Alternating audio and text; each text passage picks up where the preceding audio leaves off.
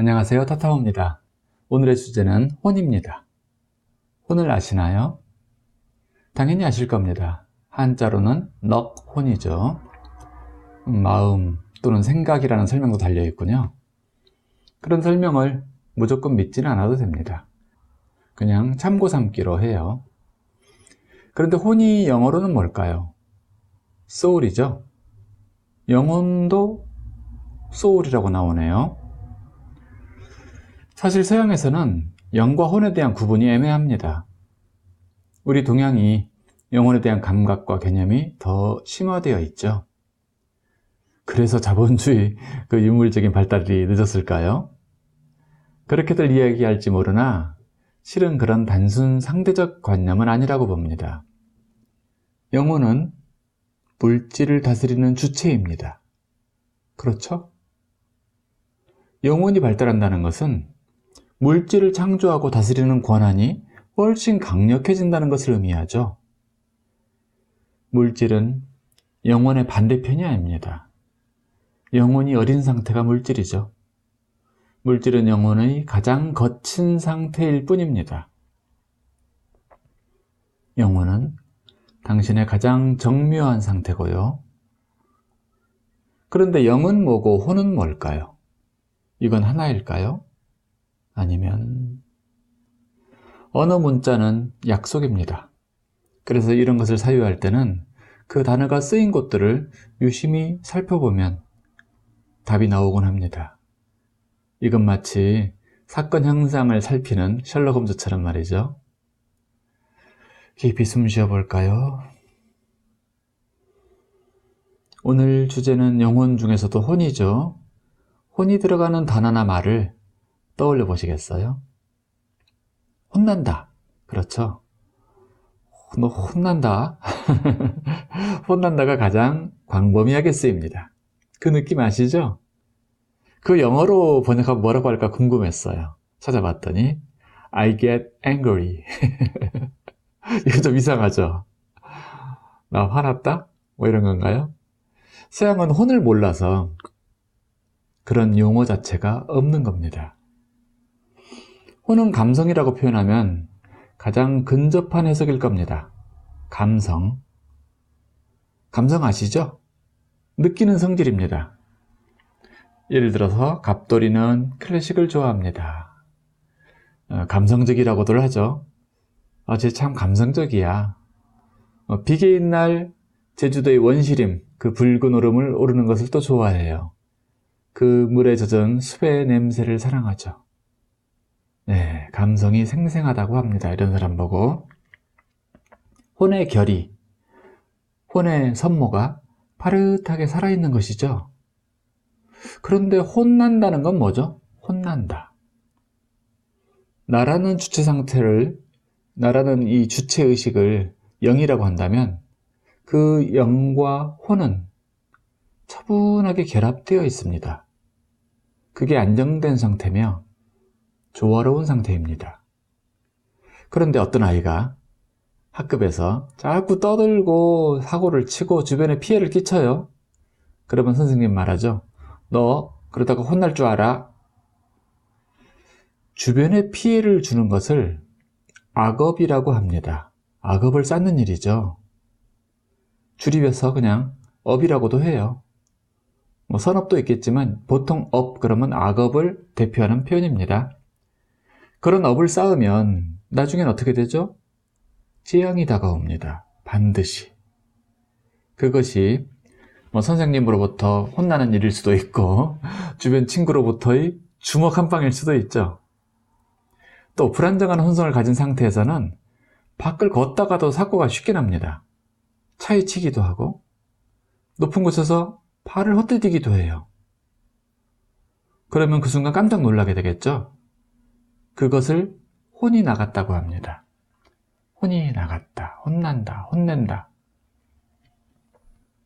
너무 놀라거나 너무 무섭거나 너무 슬프거나 너무 흥겨워해도 혼이 나간 겁니다. 뭐 정신없네 이런 말 하잖아요.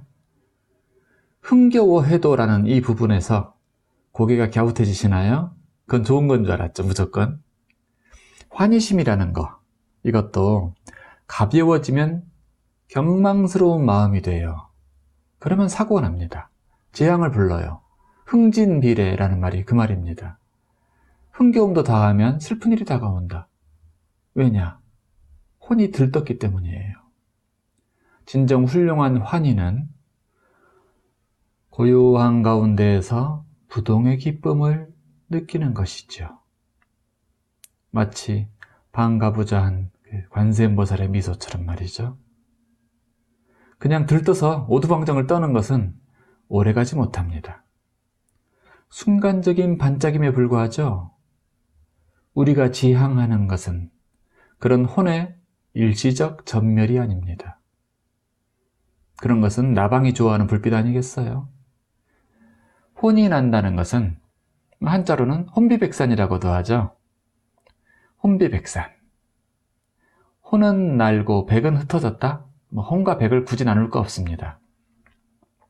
혼줄 난다는 말도 있죠. 혼줄. 이것은 혼줄이 튕겨나간다는 뜻입니다. 뽑혀나간다는 뜻이에요. 콘센트 뽑듯이. 혼에 줄이 있나요? 콘센트가 있나요? 네, 있습니다. 당신이 누군가를 사랑하게 되면 공유라고 할까요? 당신이 공유를 사랑한다면 당신의 가슴에서 혼줄이 그와 연결됩니다. 사랑의 혼은 주로 심장에서 이어지죠. 희미한 안개 같은 망사가, 실크 망사가 이어졌다고 상상해 보세요. 그 혼줄을 통해 여러 가지 밀도 높은 에너지들이 오고 갑니다. 그걸 사랑이라고 해요. 그래서 처음에 심장에 그 혼이 딱 접속될 때 누군가의 사랑이 그때 심쿵 한다고 하죠. 쿵 소리가 나요. 그런데 이제 일방향으로만 살아가는 경우 있죠. 에너지가 가긴 가는데 오지 않아요. 이게 짝사랑이죠. 이거 오래 할 짓은 아닙니다. 내 에너지가 가기만 하고 오지 않으면 갈증이 느껴져요. 배고픕니다. 짝사랑은 슬픈 거예요. 자, 사랑의 혼줄을 통해 비등한 에너지가 오고 가면 균등한 사랑이 잘 형성된 겁니다. 비교적 완전한 건 아니더라도. 그러다가 가령 한쪽 남자가 다른 남자에게 푹 빠졌어요. 갑자기 또 다른 여자의 가슴에 혼줄을 잇는 일이 생길 수 있겠죠. 그런 경우 혼이 잘 안착하지 못하고 바람에 날려가듯 휙 날라서 다른 존재의 심장에 털컥 달라붙었으니 이걸 바람났다고들 표현합니다. 혼에 바람났다는 것이죠. 그렇게 되면 원래 이어졌던 쪽으로는 아무래도 오던 에너지가 반 이하로 확 줄어들겠죠. 그러니까 화딱지 나죠. 그래서 이어진 혼줄을 그냥 확 잡아채서 끊어버리기도 합니다. 이게 혼줄 낸 상태죠. 우리 그만 만나, 끝이야. 이게 혼줄 내는 거예요. 혼줄은 연인 간에만, 부부 간에만 이어진 건 당연히 아닙니다. 친구 간에도 이어져 있죠. 거기서는 끈적하진 않습니다. 소프트해요. 또 특히 부모 자식 간에 아주 굵고 탄탄한 혼줄이 잘 형성되어 있죠. 그런데 이 경우는 좀 특이해요. 양방향의 에너지가 균일한 게 아닙니다. 내리사랑 쪽이 훨씬 수월하게 되어 있어요. 부모가 되어본 이들은 그 큰 사랑의 혼줄을 통해 대가 없는 사랑, 무한대의 사랑을 보내며 행복해 합니다. 자식 사랑하면서 이뻐하잖아요. 행복해 하잖아요. 힘들기도 하지만 하나님의 사랑을 그대로 느끼는 절호의 기회이지요. 반면 자식이 부모를 그만큼 사랑하기는 어렵습니다. 부모가 사랑을 주듯 자식이 부모에게 사랑을 주는 경우는 극히 드물어요. 그런데 드물지만 자식이 스스로 마음을 내어 부모께 거의 균등한 사랑을 보낸다면 그것을 효라 합니다. 이건 우주에서 아주 드문 일인 만큼 반드시 속히 보응이 옵니다. 누가 그 보응을 줄까요? 누가 선물을 줄까요? 산타크로스? 부모 중에 최상의 부모가 보답을 해줍니다. 바로 하느님 말입니다. 자, 저 하나님이라고 하지 않았어요. 하느님 말입니다. 괜히 종교를 떠올리지 마시라는 거예요. 저는 종교인 아닙니다. 자, 자식이 죽으면 어떤 일이 생기죠? 부모의 가슴에서 나온 굵은 혼줄은 자식의 심장에서 어떻게 돼요? 강제로 분리되겠죠? 아무리 사랑의 에너지를 쏘아주어도 그건 그저 허공에 뿌려집니다. 그러다 보면 그 혼줄은 힘을 잃고 꼬드라져요. 그래서 부모의 심장에서부터 분리되고 맙니다. 마치 아기 탯줄이 말라서 떨어지듯이요. 그러면 부모의 심장에는 그 혼줄이 있었던 자리에 커다란 구멍이 나 있습니다. 갈 곳 없는 사랑의 텅 빈 자리 말입니다. 그게 홍구멍입니다. 홍구멍 또는 홍군역. 사실 군역은 사투리인데 이게 표준말로 아마 돼 있을 거예요, 지금. 어쨌든 같은 말입니다. 홍군역을 내준다는 말은 너에게 주던 혼의 공급줄을 뽑아버리겠다, 그런 위협이죠. 무서운 위협입니다. 혼은 일종의 고밀도 에너지입니다. 아주 다양한 것이 들어있어요, 그 안에. 뭐 하나라고 말할 수가 없어요. 고밀도 다채로운 에너지들입니다. 에너지가 있으므로 그걸로 느끼고 감수할 수 있는 것입니다.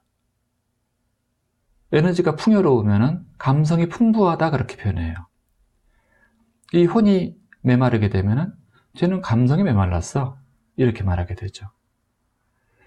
어쨌든 이 혼성도 게으르면 굳게 되는데, 그렇게 경직된 감성을, 혼성을 감정이라고 합니다. 익숙한 표현이죠. 감성은 풍요로울수록 좋지만 감정은 제어해야 돼요. 너 왜 이렇게 감정적이냐? 이렇게 말하게 되죠.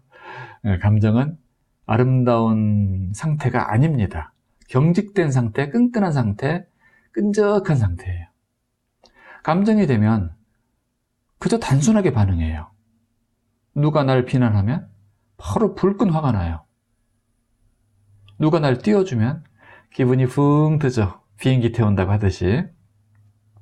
맛있는 걸 보면 식탐을 참을 수가 없고, 뭐 예쁜 여자를 보면, 멋진 남자를 보면 뭐 욕망이 꿈틀꿈틀 일어난다거나, 이런 것은 감성이 순수성을 잃고 벌레처럼, 동물처럼 단순 반응하게 된 상태입니다.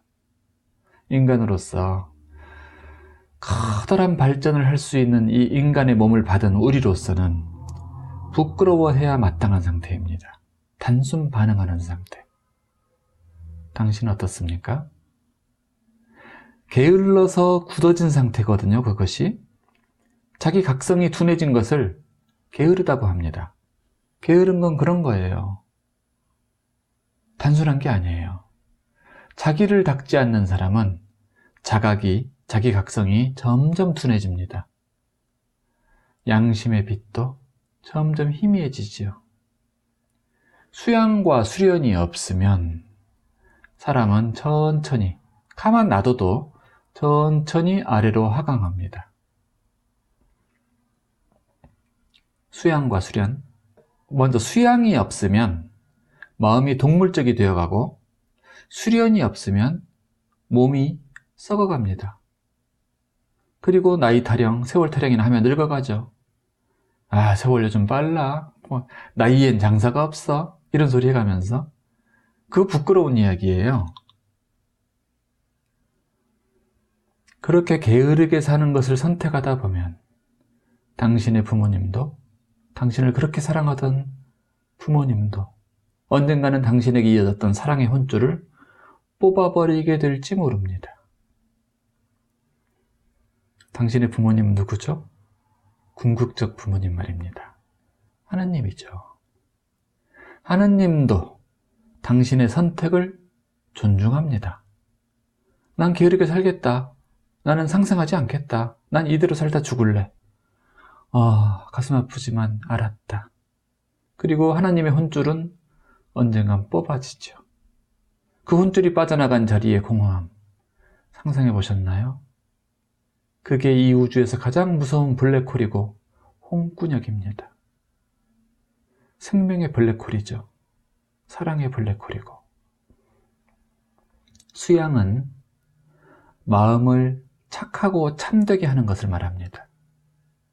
그리고 나아가 삶의 이런저런 어려움을 견디는 마음이죠. 인내입니다. 그런 난관이 성장의 발판임을, 절호의 기회임을 알기에 기꺼이 견딜 수 있는 것입니다. 수련은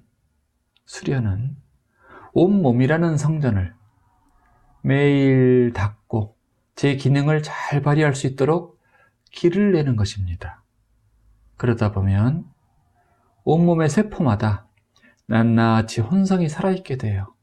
빛나게 돼요. 하늘로부터 이어진 혼줄로부터 신선한 에너지, 생생한 에너지가 끊임없이 공급됩니다. 내 잔이 넘치나이다. 바로 그 상태를 이루는 것이지요. 혼성이 차고 넘칠 때 우린 그 순도 높은 혼을 살라 창조에 쓸 수 있습니다. 세상 모든 생명을 위한 창조 말입니다. 그리고 나 자신을 위한 창조 말입니다. 그게 바로 혼을 불사르는 삶이며 그 혼은 결코 다함이 없을 것입니다.